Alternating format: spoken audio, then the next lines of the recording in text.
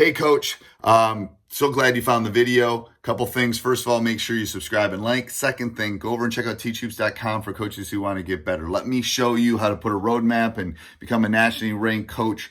I've done it for 30 plus years. Let me help you do that over at Teachhoops.com. Let's head off to the video. Hello and welcome back to the home training for basketball athletes program created for Teachhoops.com. My name is Dave Knight and I'm back with video number 3 of 4 in the series. This video focuses on quickness and agility training. This is the third of the previous videos of preparation and jump training. Make sure you, if you haven't viewed those 2 videos, it's a good idea to start there. Specifically start with the preparation video. If you plan to start with the quickness and agility, it's a good idea to have warmed up properly first.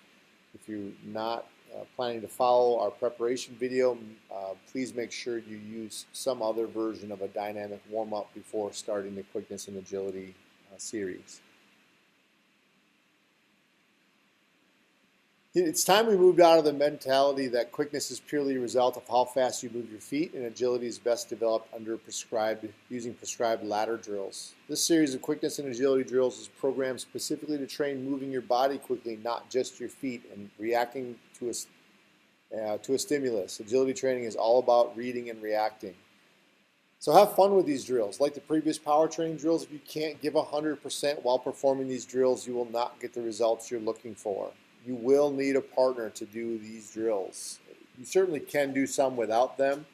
You can do all the movements without a partner, but the reading and reacting portion of this is a very important component. So if it happens to be a day you don't have a partner, feel free to just do them without a partner.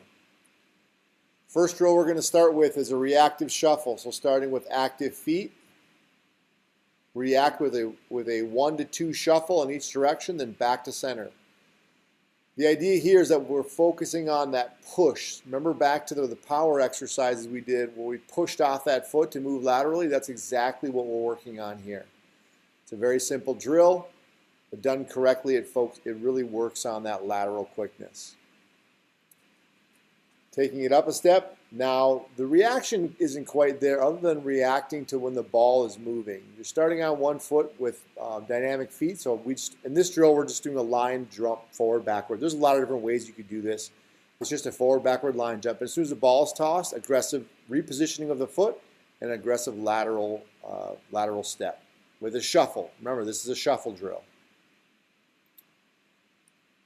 Take that shuffle drill into a sprint. So now the ball is going to go out farther. It's thrown out farther away. And you'll see now the athlete has to actually open up and sprint for it.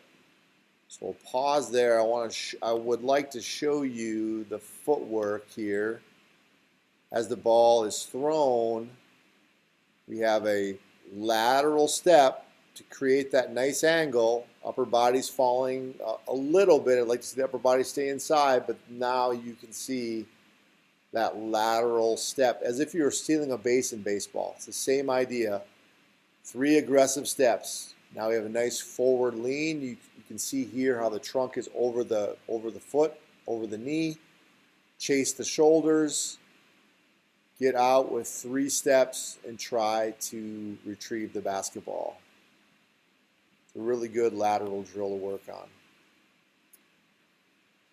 This next one I'll take a minute to just talk about. This is a hip pivot drill. So some of you may not have seen this before. Just getting the hip pivot down may be challenging for some people, but the idea of the hip pivot drill is that your shoulders stay square to your target while your hips pivot about 45 degrees right, then back to center, and then 45 degrees left and back to center, and you do that repetitively. In this drill, we have a reaction where the coach actually tosses a ball that stimulates the need to move. This takes a little bit of coordination between the coach and the athlete. So the coach will toss the ball in the direction that the hips are opening to keep this easy. But the idea here is very simple. It's hip pivot and accelerate 3 steps to the ball. Adding one more element to it now, we're going to close out, break down, and then use that hip pivot to open up. We would really like to see that hip pivot sort of position where the feet reposition rather than a step, but now hit pivot and go. Obviously, we would like to do this in both directions. This video is just repeating one direction over and over again. Now we're adding in a piece of this that is oftentimes overlooked. I think, good quickness in athletes is oftentimes related to their ability to read the situation and anticipate. Well, sometimes you'll anticipate incorrectly. So in this drill, you're actually pivoting opposite the direction the ball's going, the direction the ball's going. So the coach will actually fake one direction and you'll pivot, and then they'll throw back the other direction. You'll have to recover from that mistake position. This is really a great drill to work on, just being active with your feet, being quick with your feet. So just to reiterate, the biggest thing about quickness and agility training is that it's not ladder drills, you guys. Ladders are like juggling with your feet, but they don't involve hardly any, if any, reaction or reading. It's a monotonous pattern that your feet go through, and oftentimes that pattern really isn't all that useful of a pattern from an athletic standpoint. I think, with that said, there's a time and a place to use ladders, but it's not when I'm actually trying to make my athletes quick and agile. We can talk about that, but we won't today. So here in the Quickness and Agility program, again, we have 3 levels. They're written out for you to use them based on where you feel like you're at. You certainly can pick and choose.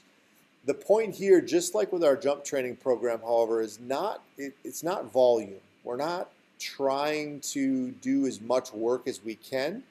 We want to do as little work as we need to get better. So if that makes sense to you, because we need to recover and we need to be able to do this every other day. So it's go hard with the drills that are given to you. If you want to add in another exercise because you feel like you need to, feel free to do that. But it's not about doing more, it's about doing better. So again, if you have any questions, feel free to contact me at the email listed here. Thank you for watching video number 3, Quickness and Agility Training. Hey, Coach, so glad you enjoyed the video. I hope you enjoyed it a lot. Actually, if you did, subscribe and like, and then go over and check out teachhoops.com for coaches who want to get better.